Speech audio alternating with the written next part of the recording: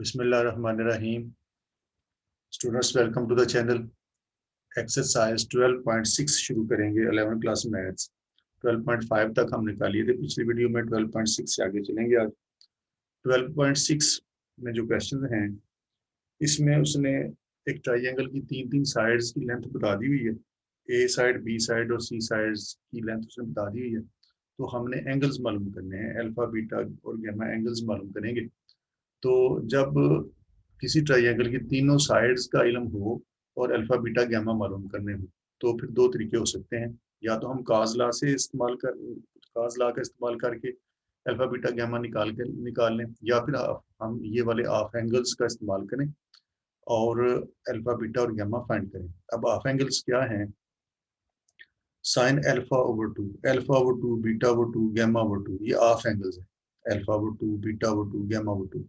Sign alpha over two equal हुआ करेगा S minus B into S minus C divided by B C, और सारे का under root इसकी इक्वल हुआ करेगा। अब देखिए यहाँ पर अल्फा है, तो अल्फा के सामने साइड है ए, वो इसमें नहीं आई, बाकी दोनों आ गई हैं। इस तरह से आप इसको याद कर सकते हैं।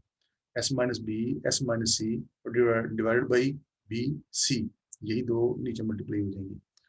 तो sine of alpha over two का ये फार्मूला बन जाएगा। अल्फा के सामने ए साइड है, वो इसमें नहीं है।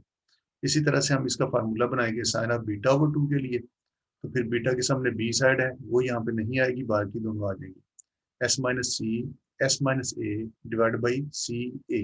बीटा के सामने बी साइड है, वो इधर नहीं आएगी, बाकी दोनों आ जाएंगी। इसी तरह से साइन गैमा ओवर टू का फार्मूला बनाएंगे हाफ एंगल में। तो गैमा के सामने साइड सी होती है, तो सी साइड नहीं आएगी, बाकी दोनों साइड ए और बी आ जाएंगी। एस माइनस ए आ गया, एस माइनस बी आ गया, और नीचे ए बी मल्टीप्लाई हो रहा है, और सारे का under root. Sine alpha over two, sine beta over two, sine gamma over two के लिए हाफ एंगल के लिए ये फार्मूलाज है। और काज अल्फा ओवर टू के लिए फार्मूला, काज के half angle formulas, alpha over two के लिए S into S minus A divide by B C, और सारे का अंडर रूट। अब ये देखें, ये काज अल्फा ओवर टू है, अल्फा के सामने साइड होती है ए, तो वो आ गई है इधर, बाकी नहीं है। सबका अपना अपना तरीका है। Sine alpha over two, beta over two, gamma over two. Cos alpha over two equal होगा करेगा s into S minus A divide by B c. A इधर आ गया, बाकी जो दो बचेंगी बी और सी, वो नीचे हम लगाएंगे।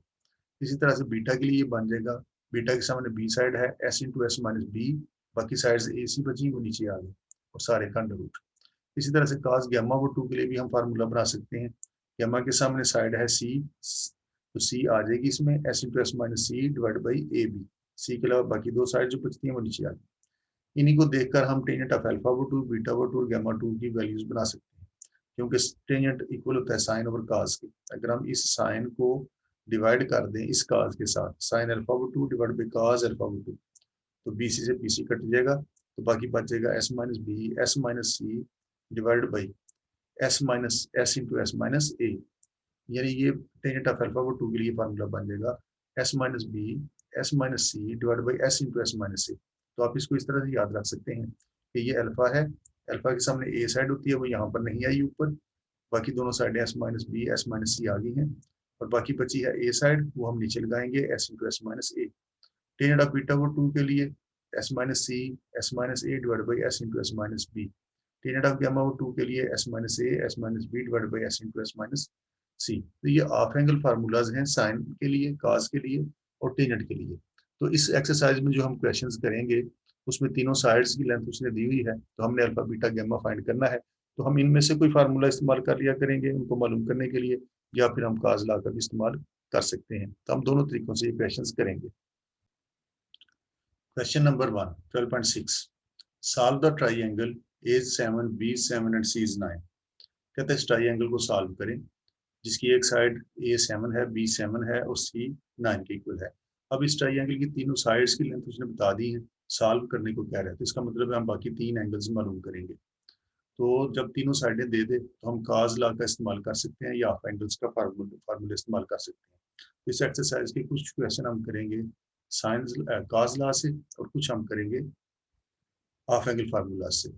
अगर हम इसको काज ला लगाएं, तो देखिए अल्फा निकालने के लिए काज का फार्मूला है, काज अल्फा इक्वल होता है, ये अल्फा है, अल्फा के सामने साइड ए होती है, इसको इधर माइनस कर दें, बाकी दोनों साइडें B square plus c square इधर लगा। तो नीचे आपके पास आ जाएगा 2BC। तो ये फार्मूला बनेगा अल्फा निकालने के लिए। काज अल्फा इक्वल होता है B square plus c square minus ए स्क्वायर, वो 2BC के। इसमें वैल्यूज पुट कर दें।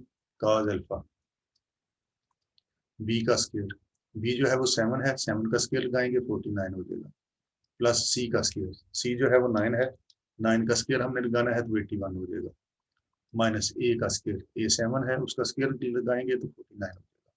नीचे आ जाएगा 2BC, बी की जगह पर 7 और सी की जगह पर 9 लगा दिया। तो काज अल्फा जो है वो आ गया, ये पॉजिटिव नेगेटिव ऐसे ही कट गए, ये बन गया हमारे पास 81 डिवाइडेड बाई 126। इन तीनों को मल्टीप्लाई करेंगे तो 126 आता है। तो ये आ जाएगा हमारे पास अल्फा इज इक्वल टू, काज को उठा के उधर ले गए, उधर जाके ये एंटी काज हो जाएगा, काज इनवर्स हो जाएगा। 81 को डिवाइड किया 126 से तो ये देगा 0.6429। कैलकुलेटर से इसका काज इनवर्स निकाला तो ये हमें दे देता है 50 डिग्रीज। तो ये अल्फा एंगल हमने निकाल लिया। अब हम बीटा भी निकालेंगे और गैमा भी मालूम करेंगे। तीनों एंगल्स इसके हम फाइंड करेंगे। तीनों साइडें उसने दी हैं, 3 एंगल्स हमने मालूम करने हैं। इसके बाद बीटा निकालने के लिए काज बीटा वाला इस्तेमाल कर लें। अल्फा निकालने के लिए ये किया तो काज बीटा के लिए ये यूज कर लें। काज बीटा इक्वल होगा, ये बी है, बी के सामने साइड होती है बी, बीटा के सामने साइड है बी, वो इधर आ जाएगी, बाकी दोनों साइडों का स्क्वायर इधर लगाएंगे। नीचे आ गया 2AC, तो इसमें वैल्यूज पुट कर दें। Cos beta is equal to a square plus c square, a का स्क्वायर, ए 7 है, 7 का स्क्वायर आ जाएगा 49 प्लस सी का स्क्वायर, सी साइड 9 है, 9 का स्क्वायर 81 माइनस बी, बी हमारा 7 है, 7 का स्क्वायर 49, ये बन गया 2AC। ए की जगह पर 7 लगा दिया, सी की जगह पर 9 लगा दिया, तो काज बीटा आ गया हमारे पास, ये कट गई दोनों, तो 81 डिवाइडेड बाई ये आ जाएगा हमारे पास 126, 81 डिवाइड बाई 126, तो काज बीटा आ गया हमारे पास 0.6428, 0.6428 या 29, और काज को उठा के उधर ले गए तो ये तो जाके एंटी काज हो जाएगा 0.6429। तो बीटा भी हमारे पास 50 ही आ गया, दोनों सेम आ गए, अल्फा भी 50 डिग्री है और बीटा भी 50 डिग्री है। अब बाकी रह गया तीसरा एंगल। तीसरा एंगल निकालना है, तो तीसरा एंगल निकालने के लिए हम चाहें इसको यही काज ला लगा लें, या हम इसको यूज कर सकते हैं कि हमें पता है कि किसी भी ट्राइंगल की तीनों साइड, तीनों एंगल्स को प्लस करें, तीनों एंगल्स को प्लस करें तो वो हमेशा 180 के इक्वल आता है। इसका इस्तेमाल करके भी हम इसको फाइंड कर सकते हैं तीसरे एंगल को। तो इसमें वैल्यूज लगा दें, अल्फा हमने निकाला हुआ है 50 डिग्री वो लगा दिया, बीटा भी हमने निकाला हुआ है 50 डिग्री वो लगा दिया, गैमा हमने मालूम करना है, ये आ गया 180, 50 degree plus 50 degree plus gamma is equal to 180, ये हो गया 100, या इसको ऐसे कर लें 180 डिग्री, इन दोनों को उठा के उधर ले गए, उधर जाके ये माइनस होगी, तो ये आ गया हमारे पास गैमा। तीसरा एंगल भी हमने निकाल लिया, वो आ जाएगा 80 डिग्री।